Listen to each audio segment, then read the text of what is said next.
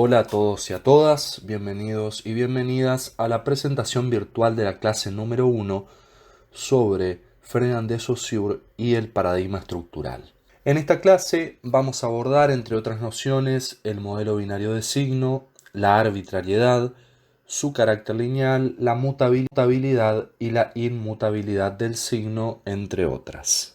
Como podrán ver, este tema se encuentra en la segunda parte del programa, acerca de los dos enfoques del signo que abordamos como los orígenes de las teorías de los signos.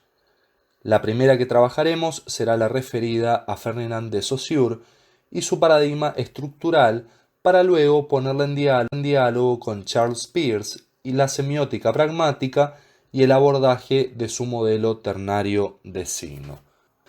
Ambos temas son de gran importancia, ya que sientan las bases para todas las reflexiones posteriores que veremos en las clases subsiguientes.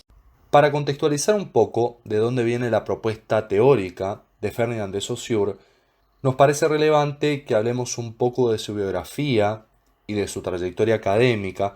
Por lo tanto, podemos hacer referencia a que nació en Ginebra el 26 de noviembre de 1857 y falleció en 1913. Saussure fue un lingüista suizo cuyas ideas sirvieron para el inicio y posterior desarrollo del estudio de la lingüística moderna en el siglo XX. Estudió sánscrito en Leipzig, Alemania, donde fue influenciado por la neogramática, que busca renovar los métodos de la gramática comparada. Saussure fue nombrado profesor de gramática comparada en la Universidad de Ginebra, donde continuó con sus estudios acerca de los problemas del lenguaje. Estas clases van a ser después la materia prima de lo que sería su obra más importante, que fue publicada en 1916, 3 años después de su muerte. El curso de Lingüística General fue el resultado de una compilación de sus alumnos Charles Bally y Albert Sechahaye, basándose en la reelaboración de los apuntes tomados por ellos y por otros alumnos que asistían a los seminarios de Saussure. El mayor aporte que hizo Saussure en su curso de Lingüística General fue la constitución de la lingüística como una ciencia en la cual define a la lengua como su objeto de estudio, diferenciándola del habla, y a partir de ahí se establecen una serie de dicotomías que veremos a lo largo de la clase, tales como significado y significante, mutabilidad e inmutabilidad. Entonces, lo que tenemos que tener en cuenta para comprender la relevancia de los postulados de Saussure en el contexto de la asignatura es el cambio que propone el autor, que consiste en abandonar la relación histórica, es decir, los análisis que hacían referencia a la evolución que une a las palabras y las cosas, y centrarse únicamente en el lenguaje. Esta concepción apuntará a priorizar la configuración o realización actual de un lenguaje dado. Desde esta perspectiva, las palabras no obtienen su valor en relación con la historicidad ni del objeto que designan, sino de su pertenencia al sistema lingüístico y de la relación diferencial que guarda con los elementos que forman parte de ese sistema. Vamos a desagregar un poco esta definición que plantea Saussure en su curso de Lingüística General. Fíjense que esto arranca haciendo referencia a que, tomado en su conjunto, el lenguaje es multiforme y heteróclito. Es importante tener en cuenta aquí que para Saussure el lenguaje es una capacidad humana, también entendido como un par dicotómico, como muchos de los que forman parte de su pensamiento. Tiene por un lado un componente social, que es la lengua, y por el otro lado tiene un componente individual, que es el habla.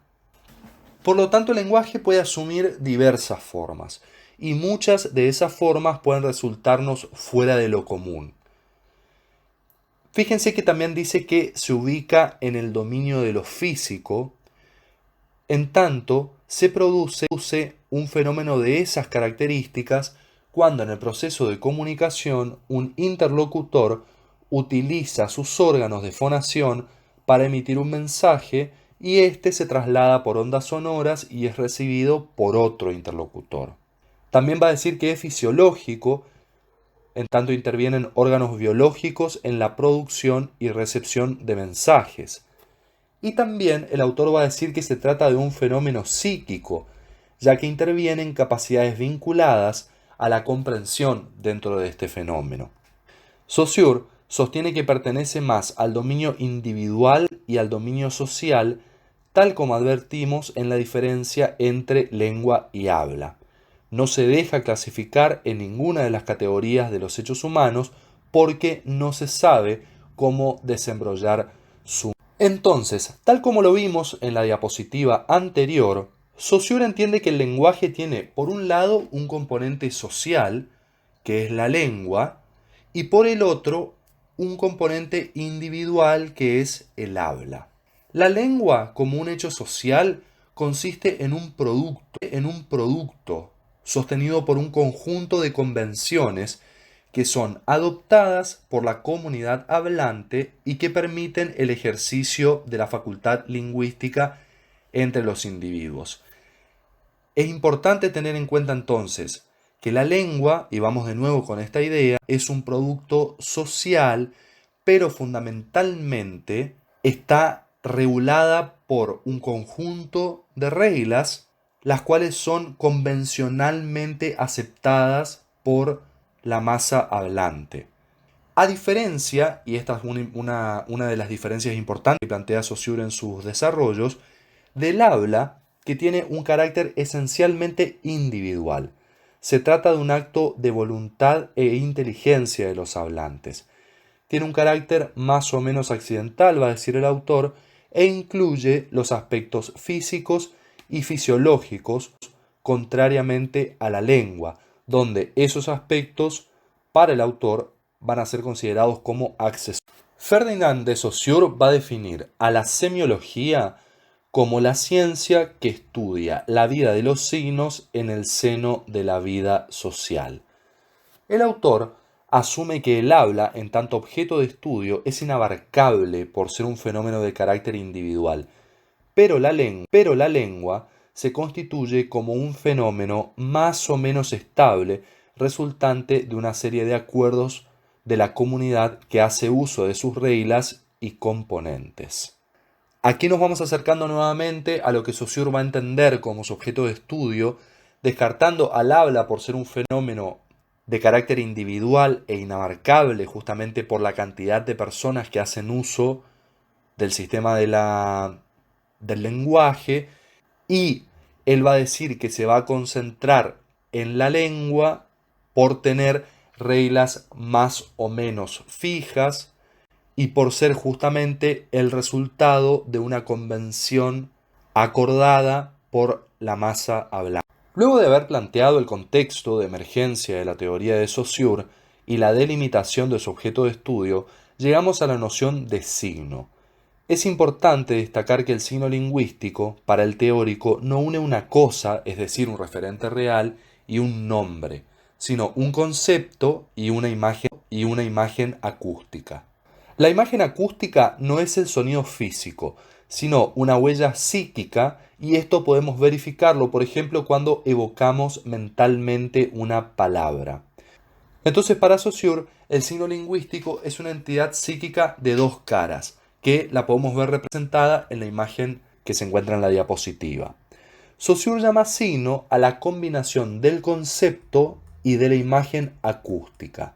Para el autor, como el uso corriente de la palabra signo consistía en utilizarlo para designar solamente a la imagen acústica, él propone conservar la palabra signo para designar al conjunto y reemplaza concepto por significado e imagen acústica por significante. Este lazo que une al significado y al significante, en principio, es indisoluble, pero es fundamentalmente arbitrario.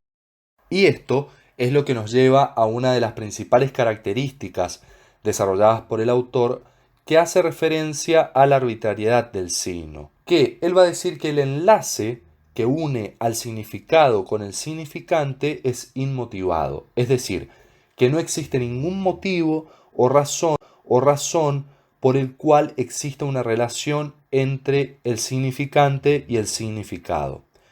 Esto lo podemos advertir, por ejemplo, en los sinónimos, donde encontramos, por ejemplo, varios significantes y un solo significado, y lo mismo con aquellas palabras que asumen un significado distinto dependiendo del contexto en el cual son utilizadas. La misma comparación la podemos hacer cuando pensamos en las diferencias entre los idiomas.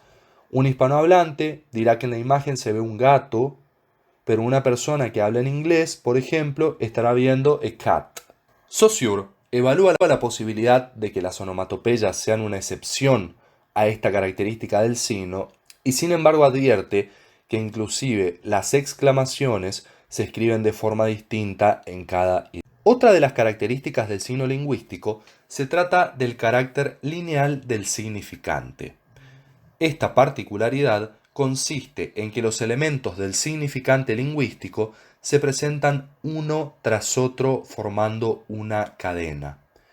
Esto implica identificar que se desenvuelve sucesivamente en el tiempo, es decir, uno después del otro, en unidades sucesivas que se producen linealmente en el tiempo y que por ende no pueden ser pronunciados de forma simultánea. Por ejemplo, en la palabra amor, ¿sí? Nosotros no podemos pronunciar la A, la M, la O y la R todos juntos, sino que necesariamente vamos a ir pronunciando cada una de sus partes, amor, de forma sucesiva en el tiempo y como una cadena. Que esto es lo que posibilita también la comunicación entre sujetos. Y de hecho, si hiciéramos el experimento escribiendo la palabra, también la palabra sucedería en el espacio. Si quisiéramos escribir cada una de las letras que constituyen a la palabra una sobre la otra, seguramente terminaríamos con un garabato.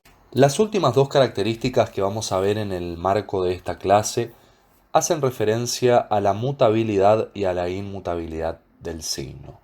Lo primero que tenemos que tener claro es que la lengua está unida a la vida de la masa social.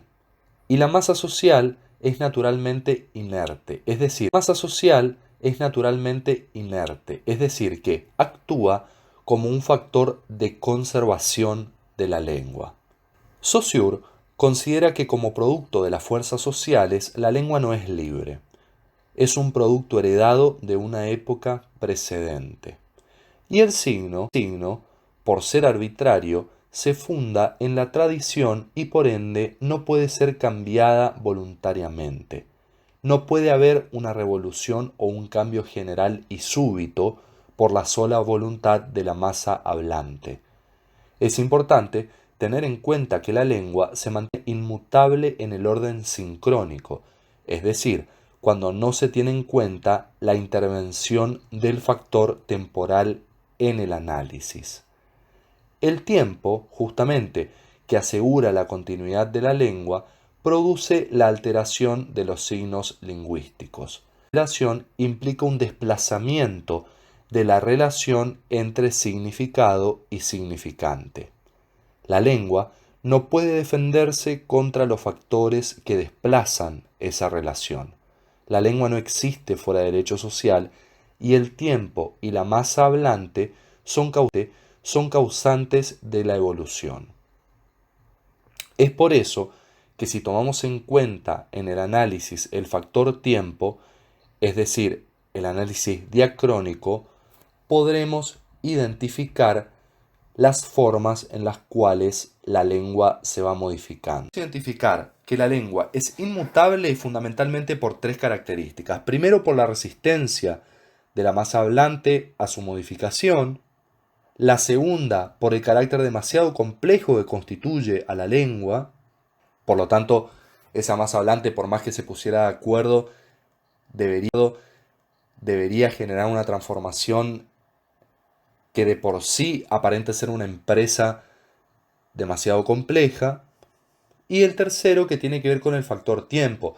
Si nosotros hacemos un análisis sincrónico, es decir, sin la intervención del tiempo, nos encontraremos del estado de la lengua y por ende no podremos advertir sus modificaciones.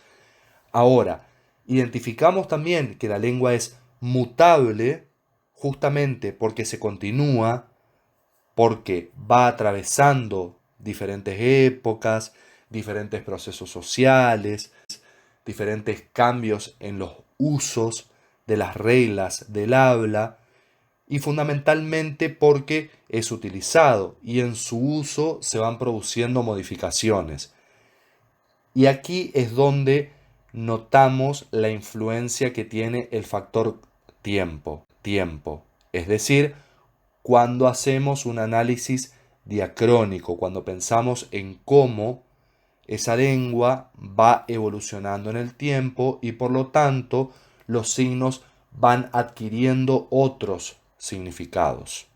Estaría bueno que podamos pensar en este contexto algunos ejemplos de algunas palabras que fueron evolucionando y que se fueron produciendo esos desplazamientos entre el significado y el significante.